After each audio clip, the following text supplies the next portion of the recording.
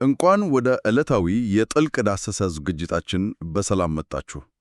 ዛሬ በእጃችን ላይ የሚገኘው መረጃ እጅግ በጣም አጓጊ እና አእምሮን የሚያነቃቃ ነው።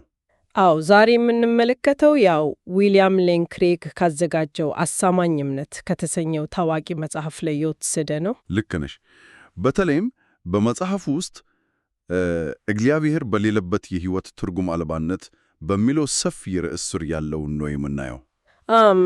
አምላክ የለም ብሎ በተግባር መኖር ማይቻልበት ሁኔታ የሚለውን ንዑስ ርዕስ ነው ዛሬ በጥልቀት የምንዳስሰው። ማለቴ የዛሬው ተልዕኳችን አምላክ የለም የሚለው ፍልስፍና በንደበ ሐሳብ ደረጃ ብዙ ጊዜ ቢነገርም በተግባር ግን መኖር ማይቻልበትን ምክንያት መመርመር ነው። በትክክል የሰው ልጅ መሰረታዊ የሆኑ የትርጉም የእሴትና የዓላማ ጥያቄዎች ሊመለስ ስለማይችል ማለት ነው። ክሬግ ሌንን እንዴት እንደሚሞግት እናያለን። እና አድማጮች፣ ይሄ ሐሳብ የሰውን ልጅ የዕለት ተዕለት ሕይወት በቀጥታ የሚነካ ነው። እሺ፣ ይሄንን የክሬግን ጠንካራ መከራከሪያ እንመርምረው። ይሄ በእውነትም ሰፊና ጥልቅ የሆነ ፍልስፍናዊ ምልከታን የሚጠየቅ ርዕስ ነው። በተለይ ደግሞ መጽሐፉ ለሚያነጣጥርባቸው ወንጌላውያን ክርስቲያን አድማጮች ትልቅ አቅም ይፈጥራል አይደል? አዎ፣ የክርስቲያናዊ የዓለም እይታን መሰረት እና ሌሎች ፍልስፍናዎች የሰውን ልጅ ሕልውና እንዴት እንደሚተረጉሙት ለመረዳት በጣም ይረዳም። ክሬግ እንደሚለው አምላክ የለም የሚለው አቋም ሰውን በቀጥታ ወደ ተስፋ መቁረጥና ወደ ትርጉም አልባነት ነው የሚመራው። ልክ ነህ። ሆኖም ሰዎች በዚህ ትርጉም አልባነት ውስጥ በደስታ መኖር ስለማይችሉ ከራሳቸው ፍልስፍና ጋር በሚጋጭ መልኩ ትርጉምን ይፈልጋሉ። ነገሩ በጣም አስገራሚ የሚሆነው እዚህ ላይ ነው። ጸሐፊው ይህንን አየዋዋዊ ሁኔታ ለማስረዳት የፍራንሲስ ሼፈርን ጽንሰ ሐሳብ ያስተዋውቀናል። ባለ ሁለት ፎቅ ዓለም የተባለውን ጽንሰ ሐሳብ አይደል? አዎ፣ በትክክል። እስቲ ነገሩን በዓይነ ሕሊናችን እንሳለው። ሼፈር ዘመናዊ ሰው የሚኖርበትን ዓለም ልክ እንደ አንድ ቤት በሁለት ፎቆች ይከፍለዋል። የታችኛው ፎቅ እና የላይኛው ፎቅ ብሎ ማለት ነው። አዎ፣ የታችኛው ፎቅ እግዚአብሔር የለበትን፣ ሁሉም ነገር በአጋጣሚ የተፈጠረበትንና ማሽን መሰል የሆነውን ዓለም ይወክላል። ሕይወቱም ወደ መቃብር እና ወደ መጥፋት የሚያመራበት ትርጉም አልባ ዓለም ነው የታችኛው ፎቅ። የላይኛው ፎቅ ደግሞ ተስፋን፣ ፍቅርን፣ ትርጉምን፣ እሴት እና ዓላማን የያዘ ነው። ግን ዘመናዊው ሰው በአእምሮ አምላክ የለም ብሎ ስለሚያምን መኖሪያው በዛ ባዶ ከሆነው የታችኛው ፎቅ ላይ ነው ማለት ነው። ልክ ነሽ። ነገር ግን እዛ ፎቅ ላይ ባለው ባዶነት፣ ጨለማና ተስፋ መቆረጥ ውስጥ ደስተኛ ሆኖ መኖር አይችልም። ይሄንን ከሰፊው ምስል ጋር ስናገናኘው አምላክ የለም የሚሉ ሰዎች የሚያጋጥማቸውን ትልቅ አጣብቅኝ እንመለከታለን። ማለቴ በዛ ጨለማ ፎቅ ላይ መኖር ሲያቅታቸው ምን ያደርጋሉ? የሰው ልጅ ተፈጥሯቸው እምቢ ሲላቸው ምንም አይነት አእምሯዊ መሰረት ሳይኖራቸው ወደ ላይኛው ፎቅ የእምነት ዝላይ ያደርጋሉ። የእምነት ዝላይ ሲባል አምላክን ከካዱ በኋላ እርሱ ብቻ ሊሰጥ የሚችለውን የሕይወት ትርጉምና ዓላማ ለማግኘት ይሞክራሉ ማለት ነው። አዎ፣ ግን የክሬግ ሙገት ምንድን ነው? ያለ እግዚአብሔር እነዚህ የላይኛው ፎቅ ነገሮች በታችኛው ፎቅ ሊገኙ አይችሉም፣ መሰረት የላቸውም። ስለዚህ አምላክ የለም ብሎ ማሰብና መጻፍ አንድ ነገር ነው። በተግባር ግን ያለምንም የሕይወት ትርጉም ዕለታዊ ሕይወትን መግፋት ፍጹም አይማቻሉም። ሰዎች በተፈጥሯቸው ትርጉምን ስለሚራቡ ወደ ላይኛው ፎቅ መዝለላቸው አይቀርም። አየህ። ቆይ ግን የላይኛው ፎቅ ዝላይ ካነሳን አምላክ የለም የሚሉ ሰዎች ለምን የራሳቸውን ትርጉም በዛው ባሉበት ፎቅ ላይ አይፈጥሩም? ጸሐፊው ስለዚህ ጉዳይ ሲያነሳ የፈረንሳዊውን ፈላስፋ የዣን ፖል ሳርተርን ሐሳብ ያመጣ። ሳርተር ሕይወት በራሳ ምንም አይነት ተጨባጭ ትርጉም የላትም ይላል። አጽናፈ ዓለሙ ባዶ ነው፣ ግን ሰው በነጻ ፈቃዱ የራሱን መንገድ በመምረጥ ትርጉም ይፈጥራል ይላል አይደል? አዎ። ለምሳሌ ራሱን ማርክሲዝምን መምረቱን በማንሳት በዚህ ምርጫው ለሕይወቱ ትርጉም እንደሰጠ ይናገራል። ታዲያ ይህ አካሄድ ለአንድ አምላክ የለሽ ሰው በቂ አይደለም እንዴ? የራሱን ትርጉም ከፈጠረ ለምን እንደ ችግር ይታያል? ጥያቄው በጣም መሰረታዊ ነው። የሳርተር አካሄድ ላይ ላዩን ሲታይ ነጻነትን የሚሰጥ ይመስላል። ነገር ግን ክሬግ እንደሚያብራራው ይሄ በእውነቱ ራስን የማታለል ቅዠት ነው። ማለቴ ዓለም እግዚአብሔር ከሌላት በተጨባጭ ሁኔታ ትርጉም አልባ ነች። ልክ ነህ። አንዱ ግለሰብ ተነስቶ ለሕይወቱ አንድ ትርጉም ቢሰጥ፣ ሌላው ደግሞ ሙሉ ለሙሉ ተቃራኒ ትርጉም ቢሰጥ ማንም ትክክል ሊሆን አይችልም። ምክንያቱም ከመሰረቱ ዓለም ትርጉም አልባ ስለሆነች እና ሁሉንም የምንለካበት ፍጹማዊ ሚዛን ስለሌለ ነው። በትክክል የሳርተር አካሄድ በባዶ ሜዳ ላይ ቆሞ ይሄ ሜዳ ትልቅ ቤተ መንግሥት ነው ብዬ ራሴን ላሳምን ከማለት የዘለለ አይደለም። በአእምሮ ፈጠራ ብቻ ትርጉም አልባ የሆነን ነገር ትርጉም እንዳለው አድርጎ ማሰብ ከእውነታው መሸሽ ነው። አዎ፣ የተፈጠረው ትርጉም ሰው ሰራሽ እና ጊዜያዊ ስለሆነ የሰውን ጥልቅ የትርጉም ጥማት አያረካም። ይሄ ሕሳቤ ደግሞ ወደ እጅግ አሳሳቢ ወደ ሆነው የሥነ ምግባር ወይም የሞራል እሴቶች አጣብቂኝ ይመራናል። አምላክ ከሌለ በፍጹማዊነት የሚለካ የሞራል ሕግ ማለቱም ትክክልና ስህተት ሊኖር ይቻላል ወይ የሚለው ጥያቄ ማለት ነው። ታዋቂው ሩሲያዊ ጸሐፊ ፊዮዶር ዶስቶዬቭስኪ የተናገረውን አንድ ከባድ አባባል መጽሐፉ ይጠቅሳል። ከሞት በኋላ ሕይወት ከሌለ ሁሉንም ነገር ማድረግ ተፈቅዷል ያለው አባባል ነው።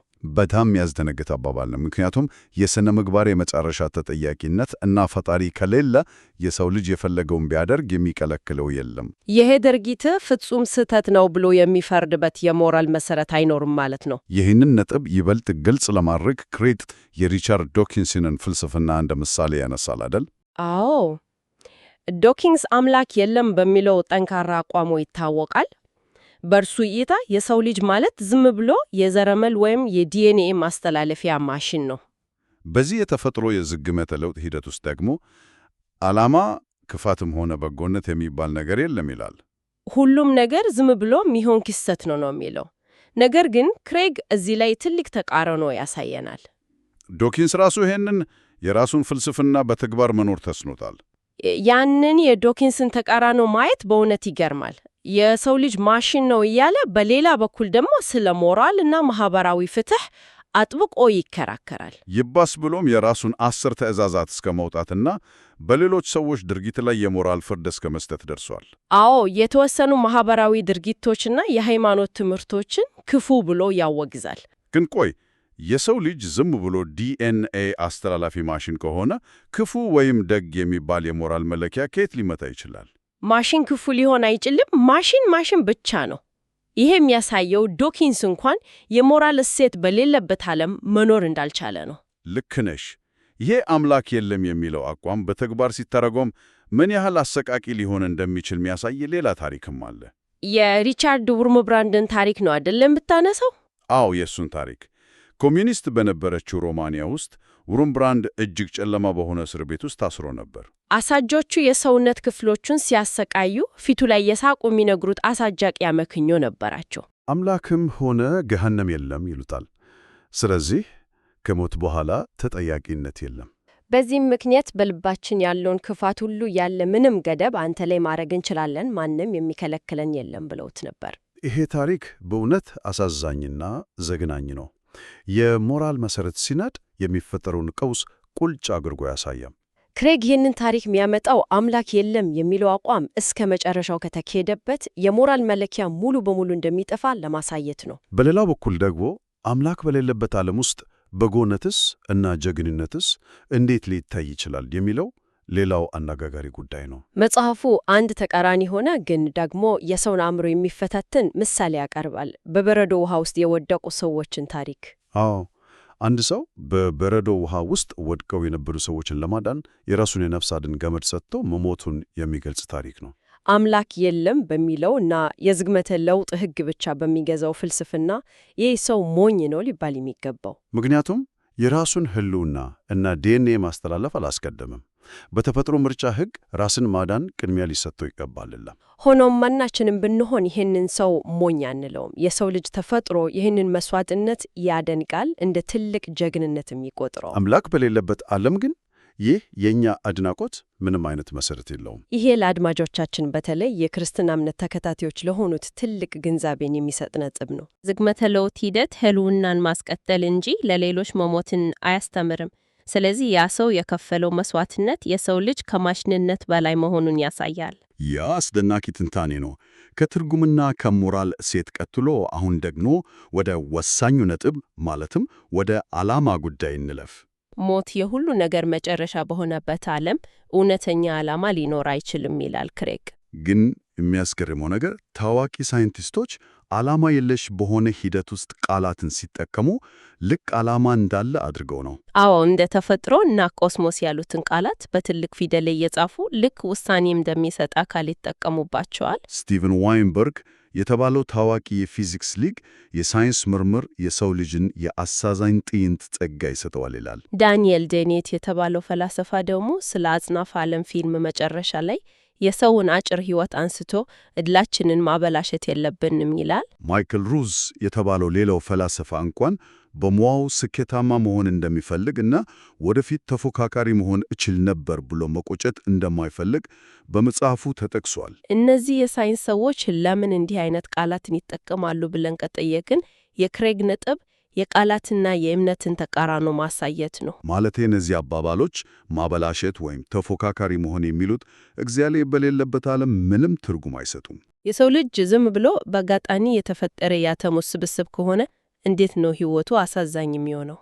አሳዛኝ የሚለው ቃል እኮ አንድ መሆን የነበረበት የዓላማ መለኪያ ኖሮ ያ ሳይሳካ ሲቀር የምንጠቀመው ቃል ነው። እንዲሁም ማበላሸት የሚቻለው ዓላማ ያለው ነገር ሲኖር ብቻ ነው። ማይክል ሩስም ሞት የመጨረሻው ከሆነ ማንም ነጥብ እያዘለት አይደለም። በእርግጥ ይህ የሚያሳየው እነዚህ የአምላክ የለሽ አሳቢዎች እንኳን ሕይወት ትልቅ ዓላማ እንዳላት አድርገው ለመኖር እንደሚገደዱ ነው። በተግባር አምላክ አልባነትን መኖር ማይቻል መሆኑን በሚገባ ያረጋግጣል። የሰው ልጅ ያለ ዓላማ መኖር አይችልም። ታዲያ ዘመናዊው ሰው እግዚአብሔርን ከካደ በኋላ ይህንን ክፍተት እንዴት ሊሞላው ይሞክራል? መጽሐፉ ዶክተር ኤልዲ ሩ የተባሉ ምሁር ያቀረቡትን አንድ እጅግ አስደንጋጭ መፍትሄ ያነሳል። አዎ፣ የዶክተር ሩ ሐሳብ የዘመናዊ ፍልስፍና ቀውስ በሚገባ የሚያሳይ ወደ እብደት ወይም ወደ አምባገነንነት ላለመግባት ክቡር ውሸት መፍጠር ያስፈልጋል ነው የሚሉት። የሰው ልጅ በህብረተሰብ ውስጥ የጋራ መግባባት እንዲኖረው ዓለም እሴት እንዳላት አድርገን ራሳችንን ማታለል አለብን ብለው ይከራከራሉ። ይህን ሲሰማ በጣም ነው የገረመኝ። ልክ ሐኪም ዘንድ ሄደ ይሄ የስኳር እንክብል ነው፣ ምንም አቅም የለውም፣ ግን ይፎሰኛል ብለው ውጣው ቢለ አእምሮህ እውነታውን እያወቀ እንዴት ሊታለል ይችላል? አንድ ነገር ውሸት መሆኑን እያወቅን እንዴት በውሸቱ አምነን ደስተኛ ልንሆን እንችላለን? የክቡር ውሸት ትልቁ ችግር እዚህ ላይ ነው። አንድ መድኃኒት ሊሰራ የሚችለው በሽተኛው እውነተኛ መድኃኒት ነው ብሎ ሲያምን ብቻ ነው። ውሸት መሆኑን ሲያውቀው ግን ኃይሉን ሙሉ በሙሉ ያጣ።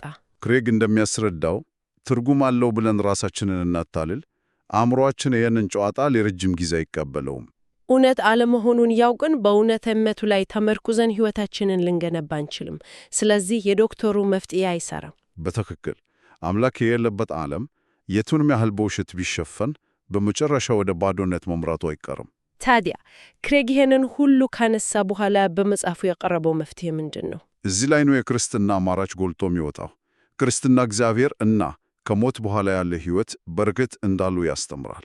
በዚህም ምክንያት ትርጉም፣ ሞራላዊ እሴት እና ዓላማ እውነተኛ መሰረት አላቸው። ክርስቲያኖች በክቡር ውሸት ላይ ሳይሆን እውነተኛ በሆነው የፈጣሪ ሕልውና ላይ ተመስርተው ወጥ የሆነ ሕይወት መኖር ይችላሉ። በላይኛው ፎቅ ላይ ያሉ እሴቶች መሰረታቸው የታችኛውን ፎቅ ጭምር በፈጠረው አምላክ ላይ ስለሆነ ነው። የክሬግ ዋና መከራከሪያም ይኸው ነው።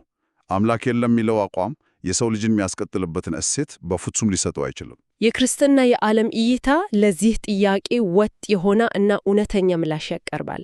አድማጮች ይህንን ሲገነዘቡ ክርስትናን ለዕለት ተዕለት ኑሮ ሙሉ ምላሽ የሚሰጥ አድርገው መረዳት ይችላሉ። በተለይ ወንጌላውያን ክርስቲያኖች የራሳቸውን እምነት በልበ ሙሉነት እንዲረዱ እና ከአምላክ የለሽ ጋር በሚያደርጉት ውይይት በምክንያታዊነት ለመወያየት ይረዳቸዋል። ከዚህም በተጨማሪ ክሬግ የሚያነሳቸው ነጥቦች አምላክ የለም የሚሉ ሰዎችን ግል እሴቶች ለማጥቃት ሳይሆን እነዛም የሚከተሏቸው በጎ እሴቶች ያለ እግዚአብሔር ሕልውና መሰረት እንደሌላቸው በርህራሄ ለማሳየት ነው። አዎ፣ የክርስትና እምነት ተስፋን የሚሰጥ ሕይወትን ትርጉም ያለው የሚያደርግ መሆኑን በተግባር በማሳየት ጥያቄዎችን መመለስ ይቻላል። ታዲያ የዚህ ሁሉ ትርጉም ምንድን ነው? አምላክ የለም የሚለው አቋም በተግባር መኖር የማይቻል መሆኑን አይተናል። አምላክን የካዱ ፈላስፎችና ሳይንቲስቶች እንኳን በሕይወታቸው ውስጥ ትርጉምን ሲፈልጉ እናያለን። ይሄ በማሽንነት ስሌት ብቻ መኖር እንደማይችሉ ያሳያል። አድማጮች፣ የክርስትና እምነት የዓለም እይታ ለሰው ልጅ ሕልውና ምን ያህል ወሳኝ መሆኑን መረዳት እንችላለን። የዛሬው ዝግጅታችን ከመጠናቀቁ በፊት አድማጮች በግላቸው ቆም ብለው እንዲያስቡበት አንድ አነቃቂ ጥያቄ ልተወዳለሁ። ጥሩ ሐሳብ ነው። የሰው ልጅ ዝም ብሎ በአጋጣሚ የተገኘ ባዮሎጂያዊ ማሽን ብቻ ከሆነ ተፈጥሮ ራሷ ልታረካው የማትችለውን ይህን ያህል ጥልቅ የሆነ የፍጹም ትርጉምና የዘላለም ዓላማ ጥማት ከየት አመጣው? ማሽን ትርጉም አይፈልግም፣ የሰው ልጅ ግን ይፈልጋል። ይሄ ከፈጣሪው ጋር ያለውን ቁርኝት በጥልቀት እንድንመረምር የሚጋብዝ ነው። የዛሬው የጥልቅ ዳሰሳ ቆይታችን እዚህ ላይ ያበቃል። አድማጮች በዚህ ርዕስ ዙሪያ ንባባቸውን እንዲቀጥሉ እንጋብዛለን። በሌላ አጓጊ ርዕስ እስከምንገናኝ ድረስ ቸርን ሰንብት። ደህናው ነው።